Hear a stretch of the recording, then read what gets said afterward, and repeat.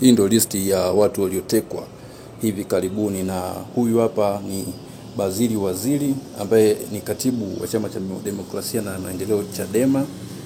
Kyela huyu alikuwa ni mtu makini sana katika Chama cha Demokrasia na Maendeleo Chadema, na aliwasumbua sana CCM kwa hoja, kitendo ambacho kilipelekea kutekwa kwake mwaka wa 2025 mwezi wa 10. Na mtu wa pili anakwenda kwa jina la Nehemia Matias. Huyu alikuwa ni mtendaji katika mkoa wa Dodoma. Mtendaji huyu aliweza kutekwa mwaka wa 2025 mwezi wa 10. Kitendo cha kutekwa kwake kiliwasikitisha wengi. Ndugu walifanya harakati tofauti za kwenda kumtafuta kwenye vituo vya polisi, lakini mpaka this time hawajafanikiwa kumpata. Na mtu wa tatu ni Gerson.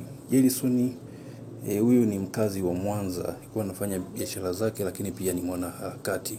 Huyu dogo Gerson aliweza kutekwa pia mwezi wa 10 mwaka 2025, kipindi cha utawala wa Rais Samia. Lakini kutekwa kwake kuliibua hofu kubwa kwa wakazi wa Mwanza. Watu wengi sana walisikitika, na kutoka ametekwa udogo mpaka this time hajapatikana. Mtu wa 4 ni Ntihakanigwa Kiba. Huyo alikuwa ni mtu wa Mungu. Yeye ni mwinjilisti, lakini ambaye alikuwa sio chawa wa serikali, alikuwa akikosoa serikali. Kitendo ambacho nahisi ndio kilisababisha kuweza kutekwa kwake, ambapo alitekwa mkoani Tabora mwezi wa 10 mwaka wa 2025, na toka ametekwa mpaka this time hajapatikana tena. Na mtu wa 5 ni Dogo Lamso. Dogo Lamso huyu ni content creator wa TikTok. Alikuwa anajaribu kutoa content za kuweza kuishauri serikali kuikosoa sehemu ambayo imekosea. Na hisi ndio kitendo ambacho, au tuseme ndio kitu ambacho kilisababisha watu waanze kumfuatilia, na mwisho wa siku alikuja kutekwa. Aliweza kutekwa mwezi wa 10 mwaka wa 2025, na mpaka this time hajapatikana. Mtu wa 6 ni Humphrey Polepole. Huyu alikuwa ni balozi Tanzania Cuba. Aliweza kutekwa mwezi wa 10 mwaka 2025. Sababu za kuweza kutekwa kwake ni vile ambavyo alikuwa akiponda serikali ya Samia na kufichua maovu. Kwa hiyo kosa lake kubwa ni kusema ukweli.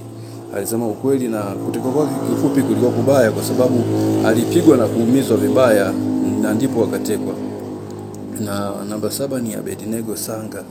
Huyu hapa alikuwa ni mojawapo kati ya viongozi makini. Alikuwa ni katibu wa Bavicha jimbo la Njombe. Alikuwa mtu makini sana ambaye alikuwa na hoja za ukweli katika Chama cha Demokrasia na Maendeleo Chadema. Lakini aliweza kutekwa mwaka wa 2025 mwezi wa 10, na mpaka this time hajapatikana. Na mtu wa 8 ni Lobezo Lulilo. Huyu hapa pia alikuwa ni mwana Chadema, mjumbe wa kamati kuu ya Chadema, ambapo alikuwa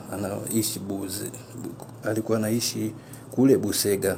Baada ya harakati zake hizo za chama aliweza kutekwa, na baada ya kutekwa mpaka this time hajapatikana, na hatuelewi wapi aliko.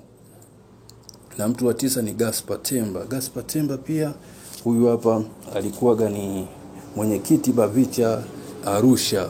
Huyu hapa alikuwa ni mtu fulani mwenye akili sana, anajua sana kuchallenge serikali, lakini pia alikuwa mtu muhimu sana katika Bavicha Chadema kule Arusha. Aliweza kutekwa mwaka wa 2025, na mpaka this time hajapatikana. Hatujui amekufa au mzima.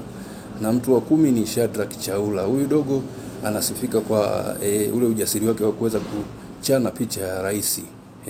Alipewa kesi, akapewa adhabu ya kulipa fine milioni 5. Ndugu akajichanga wakalipa, lakini alipoachiwa tu, aliporudi mtaani likaja genge la kumteka, na wakamteka, wakampoteza, na mpaka this time hafahamiki aliko, kama yupo ni hai au amefariki. Huyu hapa